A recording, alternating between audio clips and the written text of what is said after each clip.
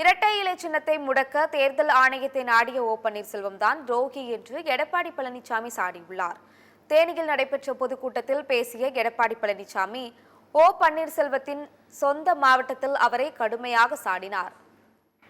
முதலமைச்சர் பதவி கிடைக்கவில்லை என்றதும் தர்ம யுத்தம் நடத்தியவர் அவர் என்று விமர்சனம் செய்தார். சட்டமன்றத்தில் அதிமுக ஆட்சிக்கு எதிராக செயல்பட்டவர் ஓ பன்னீர்செல்வம் என்று குற்றம் சாட்டிய எடப்பாடி பழனிசாமி ரவுடிகளை அழைத்து சென்று தலைமை கழகத்தை அடித்து நொறுக்கி சீல் வைக்க செயல்பட்டவர் என்று கூறியுள்ளார்.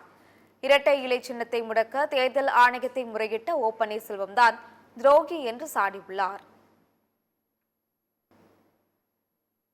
துரோகம் செஞ்சு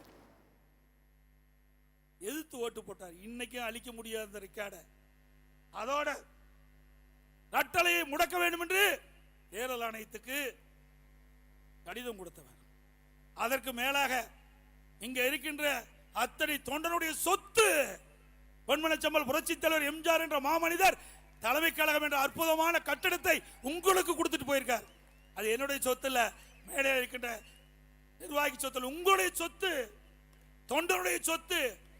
அந்த சொத்தை தலைமை கழகத்தை சென்னையில் இருக்கின்ற ராயப்பேட்டில் இருக்கிற தலைமை கழகத்தை ரவுடியில் கூட்டிட்டு போய் அடிச்சு நொறுக்கி அந்த அலுவலகத்தை திமுக காரனால சீல் வச்சீங்களே, இது துரோகம் இல்லையா?